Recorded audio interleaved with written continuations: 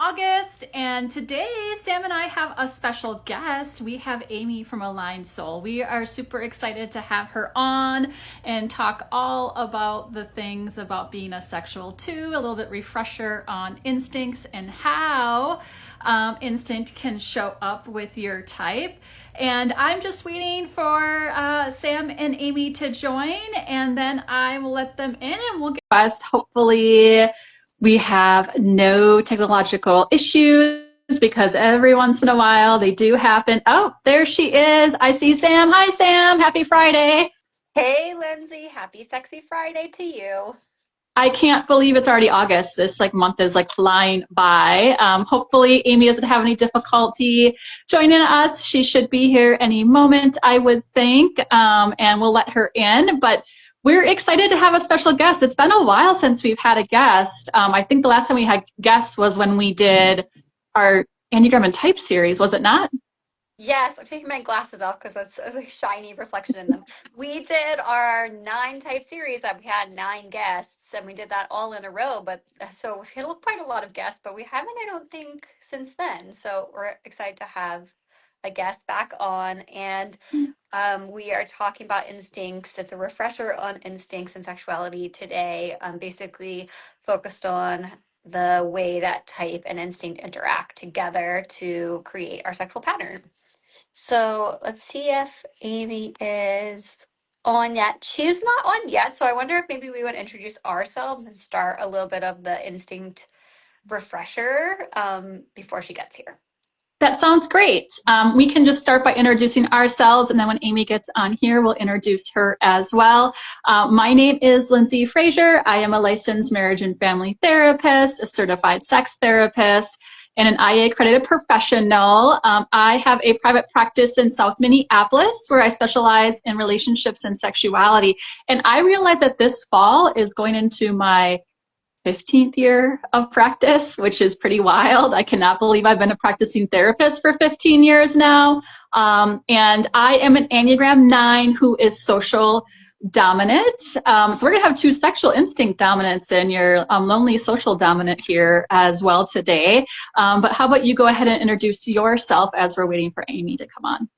Okay, sure. So I'm Sam E. Greeberg. I am a sexuality researcher and an Enneagram coach specializing in sexuality, intimacy, and relationships. My research is on the intersection of Enneagram type and instinct with patterns of sexual desire and expression, and how our Enneagram type and instinct can kind of work together to predict the way that we will express sexually. And we see, I think Amy is coming on. She says, Okay. ready to party. Okay. I haven't seen a request come in for her yet. Let me see if I see her. Amy, if you're there, just request to join and then we'll let you in. We got all kinds of funny technology things happening at the same time. My laptop just crashed, so bear with us a minute. I know this might be her. Is this her first time having done one of these too? So she might not necessarily know fully how it works. Oh yeah, I'm not sure. Let's see if she's on. Here, how about one of us can kind of move ahead with the refresher on instincts, and the other one maybe message make sure she I is just able to get in. Yeah, I just invited her, and let's see if that works. So hopefully that works for her. I'm messaging her too at the same time. Luckily, I can have my She's laptop here watching today. this video. Hope people be patient with us. It's been a while since we had a guest.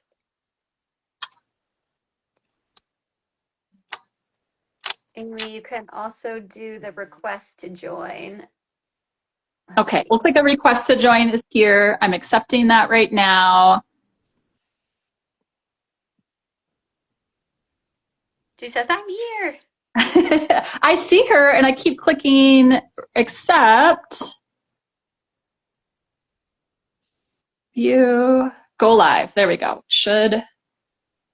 This is always why we usually hop on a little bit early, because every once in a while we have one of these little issues, don't we? Yeah. Okay, she's It says you're unable to join, which I'm not sure why. That's interesting. Okay, let me try inviting you again. If we need to, we can hop back off and then come back on too. yeah. Okay, let me try just invite. I just invited you again, so you should be able to just accept that, and hopefully that works. If it doesn't, we will. There we go. It worked. Yay! Finally. Welcome, Amy. We're so excited to have you. I'm very excited to be here. I like my makeup on, did my hair. You're all ready. Don't think I look like this most days, please. Well, we are so happy to have you. We had already introduced ourselves. We are waiting. So if you want to introduce yourself. Oh, actually, I was mid introducing myself because I didn't say my type and instinct. So I am a type 5 with a sexual instinct dominant. And then Lyndsey was saying she'd be outnumbered with sexual dominance here today on the live. But Amy, do you want to introduce yourself, who you are, what you do, and your type and instinct? Sure. Thank you for having me. I love this. I love y'all's work. My name is Amy. I'm with Alliance Soul Co. I am a type 2 with a sexual instinct. No idea what my stacking is. Haven't landed on that. I think I switched my my Instagram to an Enneagram page maybe in 2019, 2020, somewhere around there. And yeah, we'll get to that. We'll get to more about that later. But that's me. That's me.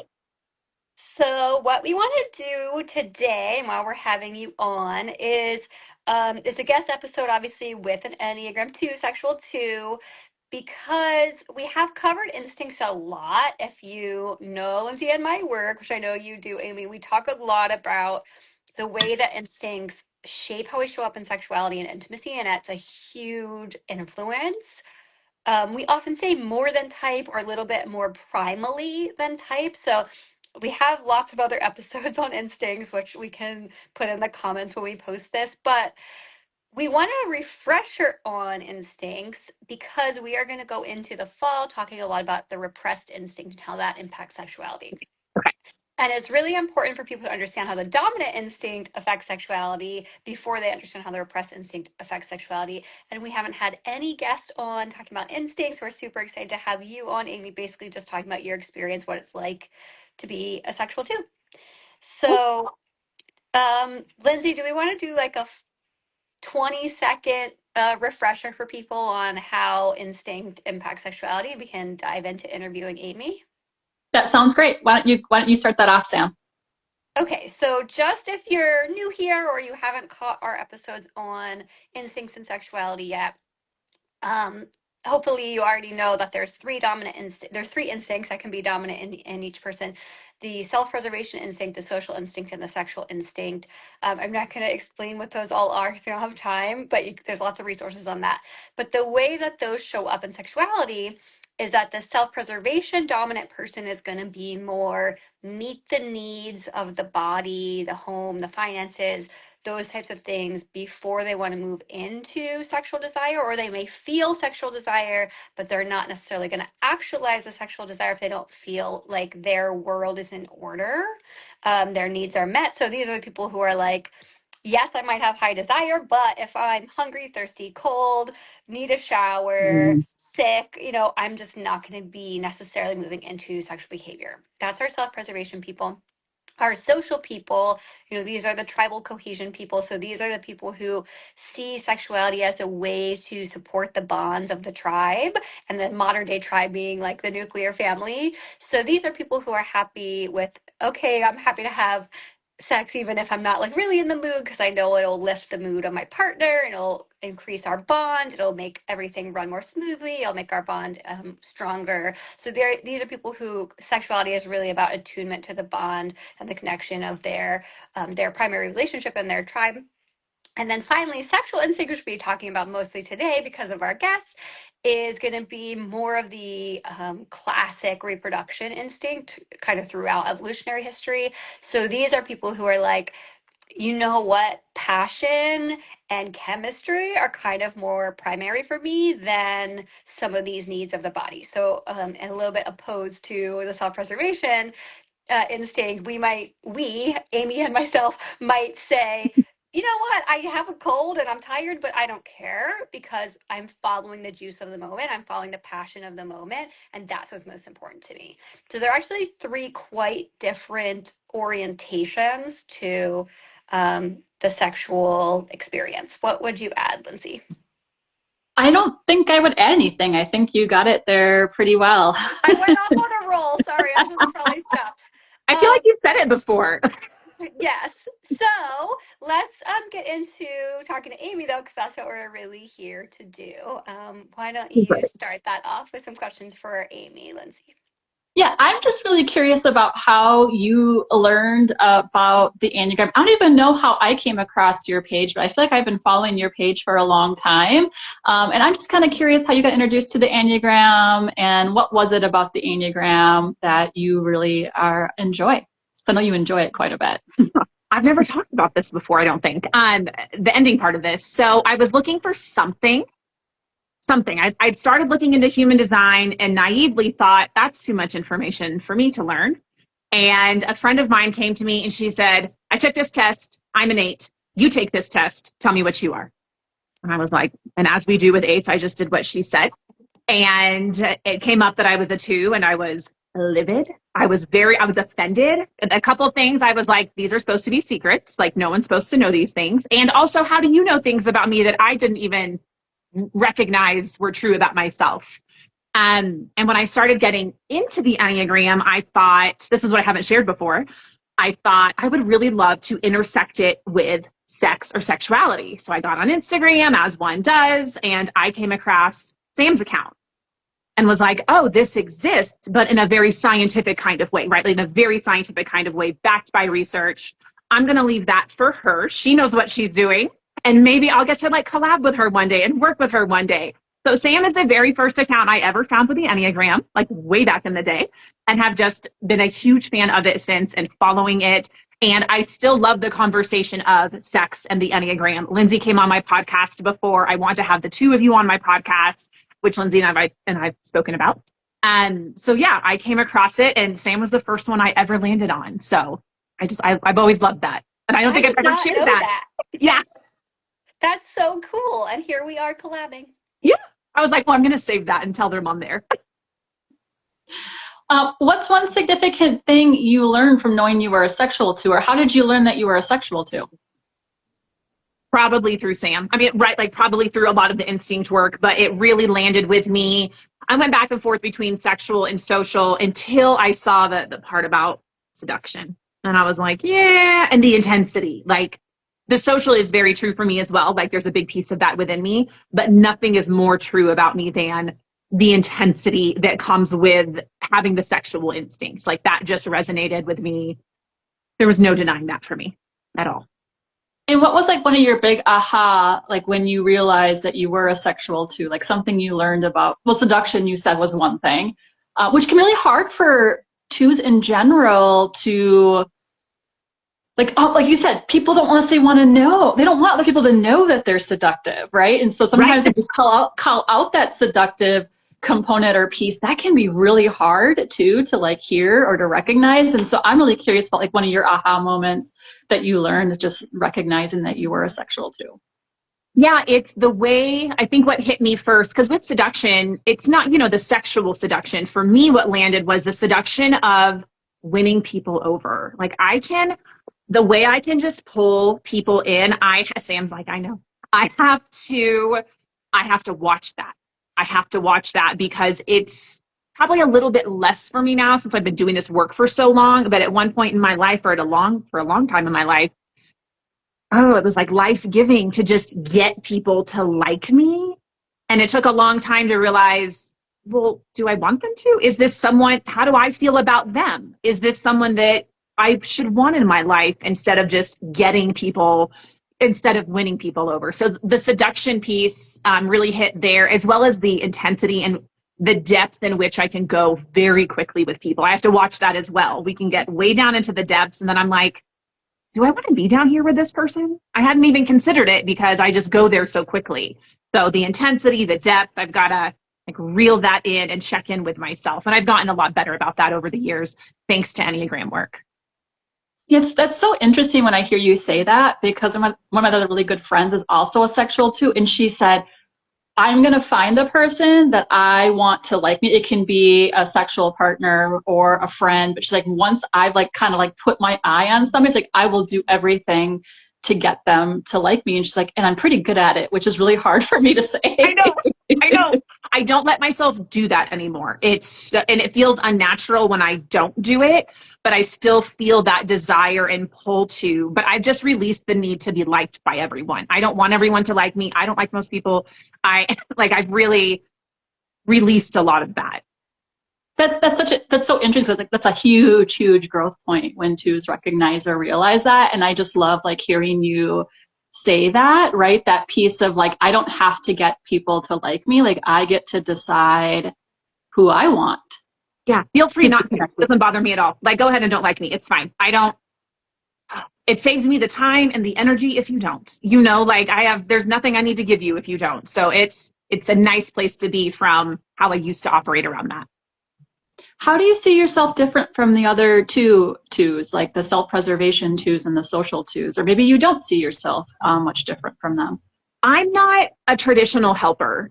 I'm very much a help your damn self. Like I'm not bringing the casserole. I'm checking on you. I'm selective with my help. So with my people, the effort, the energy, they get that. But I don't think I'm really, I used to, but I'm not overdoing it in the realm of like self-sacrifice anymore. It used to just be self-sacrifice to get those needs met, whatever I can do. Part of the seduction, right? The helping can be part of that. And I've never really felt like I'm a helper. I don't relate to that as much. With my people, yes, but not in the traditional sense. We do see sexual twos are quite different in the sexuality and intimacy realm. In everyday life, they're different as well in kind of the ways you just described. But in the sexuality and intimacy realm, they really stand out with that seduction. And I'm going to change my question order because this just brings up something for me, which is one of the things I found in my research is that twos are the most likely to agree that their partner's pleasure is more important than their pleasure. So I just, it's the statement, my partner's pleasure is more important than my own. Twos are just saying yes to that more than any other type, which you can probably guess. Yep. But what's interesting is that the sexual instinct dominant people in my study are actually the least likely to agree with that. And they are the most likely to agree that their own pleasure is maybe not necessarily more important than their partner's, but is very important to them. So Sure. With sexual twos, you get a mixed bag where they can kind of walk that line. All twos are really partner oriented, but sexual twos, you get a little more stealth kind of taking than you do with the other twos, or it looks a little different. Could you talk about your orientation to that, or how does that land for you? That's landed for me for all of my life up until my most recent partner. I think for me, feeling so, my partner now, he is a 4, 10 out of 10 recommend if you're a 2. And him being so focused on my pleasure has helped me do the same. I'm like, oh, we can both do this. This is not just about me giving and someone taking and that being the only dynamic. That had been in my life for most of my sexual partners. And so having someone who is attuned to my pleasure and my desire and what I want has helped me feel much more comfortable saying, this is what I want. So I fall in, I think, both sides of that, where in a lot of my life, it's just been very partner focused. I still am very partner oriented. But this new relationship has just been like very life-giving in a lot of ways. But when it comes to that specific piece, who knew reciprocity was so sexy? Had no idea. So Ooh, can we quote you? What a great quote for please, a two yeah. in growth. Oh, Who please. knew? We should make a Yeah, t-shirt. yeah. So what is your, or what do you, how do you approach partner orientation now that you've done all this growth? What does partner orientation look like for you now? Because you said you are still quite partner oriented. Yeah, we talk about it. Like I've told him all, and we've spoken about like what you and I are talking about right now. We've spoken about that, and I've told him I am partner oriented. I will lose myself in you if there is no focus on me, like right off the bat. So we just talked about it in great, great length, and we still do. It's just an ongoing conversation. We communicate really well, and so the focus, it's always going to be there for me, but this has allowed me to be in the focus as well. Instead of just them, I'm like, oh, I actually have the capacity for it to be both. And I love that because I like the focus of the partner. I don't know that I could do anything about it otherwise. It just feels so natural to me. And I thought focusing on myself would feel unnatural, and it doesn't. It's wonderful. Wonderful. So nice. Again, who knew? That is such great news. And for the twos of the world who might be watching, I think sometimes Lyndsey and I both assign for couples that have a two in it to do work where they center the two's pleasure and they have just the two. We can only give to the two for this length of time, and Yeah. twos really, really struggle with it at first. And to see someone who's come around to the other side of that work is really helpful, maybe for people. I have one more sort of researchy question for you. So, the other thing I found is that twos are going to report that they feel high desire in response to what is called emotional bonding types of cues. So that is like your partner expresses an interest in you. They want to hear about you. They're supportive of you. You're feeling a sense of love with them. Basically, when the spotlight is turned on the two from their partner, twos don't just like that, they actually feel sexual desire in response to that. And then secondarily, also to sort of more the classic romantic things like watching romantic movies together, having romantic dinner together, twos like that as well, but not as much as the emotional bonding cues. Can you talk about your experience with those things? Yes. I think that the emotional bonding is a huge part of what helps me feel safe to own my sexuality, to own my needs. And if we're emotionally attuned to each other, you're probably not going to reject me. So, right. So that rejection piece that I'm constantly working with as a two doesn't exist. If I know that you desire me, that right out the gate, like negates the fear of rejection. And so it kind of removes that piece from it and just allows me to give and take. Like the taking is a little newer for me.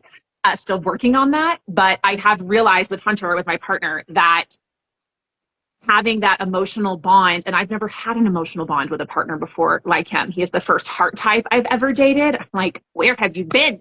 Where have you been? Has just opened everything for me and let me relax sexual shame, fear of rejection. It's just given me life in a lot of ways, like within sexuality. So yes, the emotional bonding is huge. I would agree with like the romantic piece is nice, it's sweet. It's more like the cherry on top versus the actual meal would be the emotional bonding, non-negotiable, like having had it now and then really having never had it before. That is what was missing for me in everything, not just sex, but since we're talking about sex and sexuality, that was missing for me in a huge way.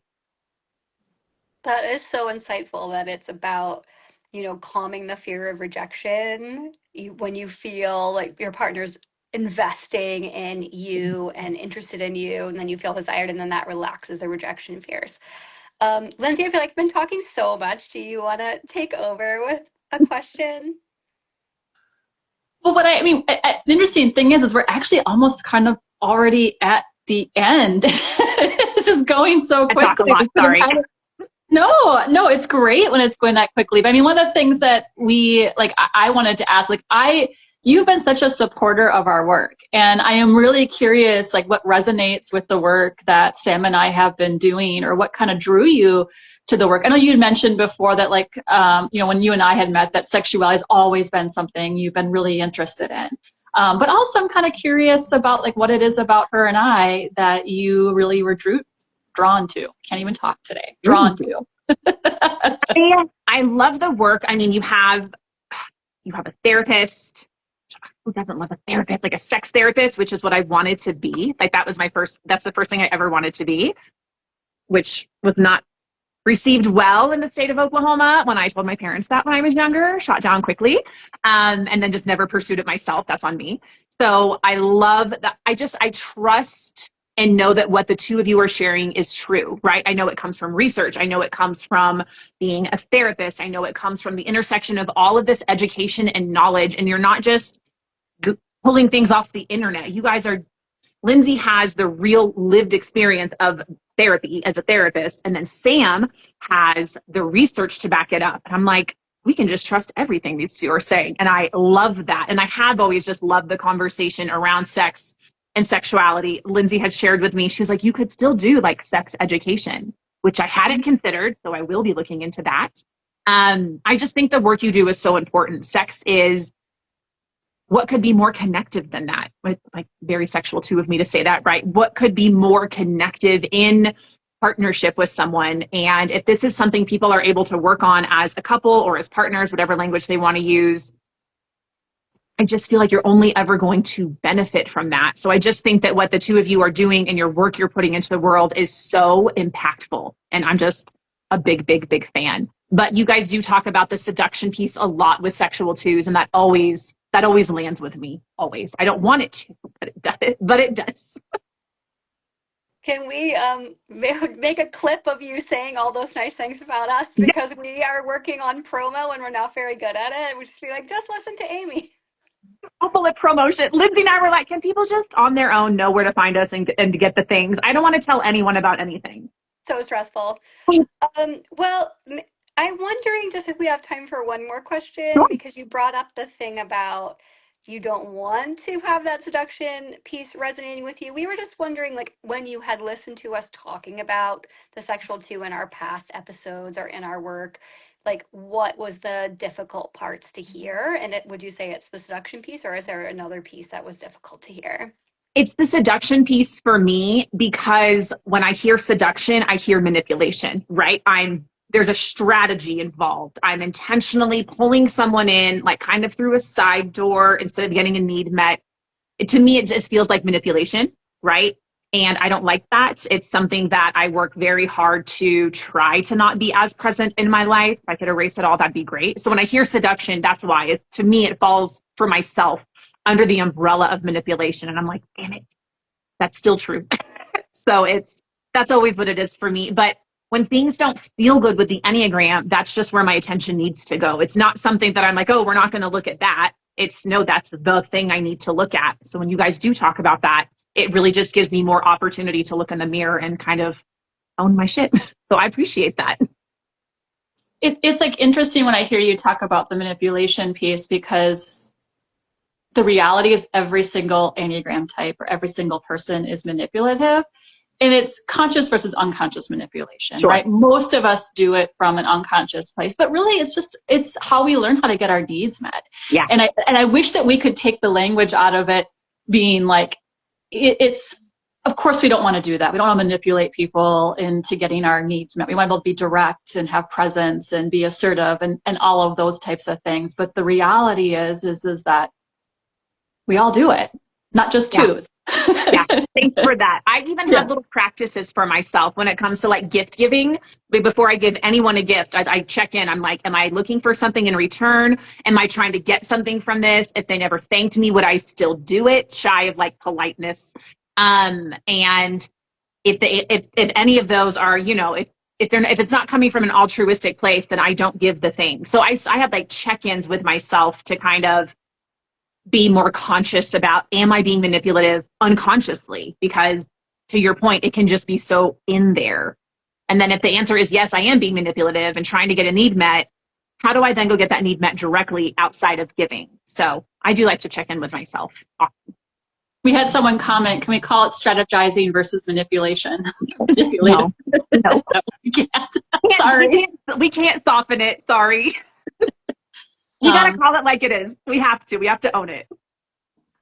Well, and I think that, like, and I know we're getting to the end, but I think just like that, through the sexuality piece, I mean, it sounds like in some ways for you that actually helped you do some of your major growth, right? I think sometimes this is why we talk about sexuality. Sexuality is the shadow part of ourselves that if we ignore, we are not doing our self-work. And I hear you, and I hear this so many times with clients in my office when we do this work. It's kind of like the last piece, like going into that little dark shadow box of our sexuality and recognizing the parts of ourselves that still, just kind of like being able to own sort of who we are holistically, even those shadow parts of ourselves, and like recognizing who we are sexually and being more confident and comfortable with that, which I think is so hard. I sit here every day and I talk to clients about like, all the shame and all the uncomfortability, and it's like sex is just and it's just great to hear you say like, yeah, like knowing that piece was huge for you too. And I think it's huge for a lot of people. Yeah. Everyone should be doing this work. Everyone should be. You're only going to benefit from it, I feel. No science to back that up, but I feel strongly that that's correct. There definitely is science to back that up. Well, go ahead. I said we actually got to wrap it up because we're already at the end, but we want you to share, Amy, anything that you want our listeners to know that you're doing currently. I know that you and I were talking, and it's like, I love a lot of the work that you're doing, and we like definitely need, like, you're doing some general Enneagram stuff for people too, which is an awesome like starter to a lot of the stuff that we do as well. So please share like all the things that you're doing and where people can find you and all of that as well. Least favorite part of this. So I have, I call it a $9 self-typing toolkit. So if people don't know what their type is, I call it the long way. It's not a test. It's not a quiz. There's 14 PDFs. There's 10 accompanying podcast episodes. There's a tracker. So It's really going into yourself. Anything I do with the Enneagram, it's through the lens of self-examination. So it's just one additional way if someone's interested in finding their type in that way. I built all my stuff backwards. I have a shadow course called Unfuck Your Type, and I'm currently building a bridge, like a newbie course. I'm going to call it Groundwork, and I'm hoping that'll be released sometime earlier this year. And then I'm working on my first book, and I haven't put any details out about that yet, but I need to put together, what is it called? The pitch to take to the author, but I've already got the outline done. So I'll have more on that eventually. But my Instagram is Aligned Soul Co, and there's just a link in the bio to everything you need. I'll get my life together and get it set up better one day, but that's where you can find me. Perfect. And we'll also awkwardly say the things that we have going. We can all just be awkward together. So we have our new streamlined course, the new streamlined version of our course, Enneagram and Sexuality for Transformed Relationships. And that's a 4.5-hour self-paced course with CEUs available for therapists. But you don't have to be a therapist. It's for self-work, personal growth, and then there's a separate track for therapists. And you can find that both of our websites and the links in our bios as well. And we're doing our pre-sale, or is it just regular pre-sale now? Let's see. For this fall coming Enneagram and Sexuality, the Repressed Instinct. So I said at the top of this episode, we're going to be talking a lot about repressed instincts now. And we wanted to refresh everyone on instincts before we do that. And maybe, Amy, we can talk offline and nail down your repressed instinct so that you could get the most out of that kind of content, but we'll be doing a lot more repressed instinct content. So we have the Enneagram and Sexuality, the Repressed Instinct workshop on pre-sale. And then we always have our freebie link, which is a type and sexual desire guide. And that is at tinyurl.com/enneagramsex. Love it. Thank you for having me. I've loved this. Thanks for coming on. It went so fast. We'll have to do it again. I know. And I need to have y'all on my podcast. Yes. We'd love to. We'll do that. Okay. Thank you. Thanks, everyone. Thank you, everyone. See you next month. Bye.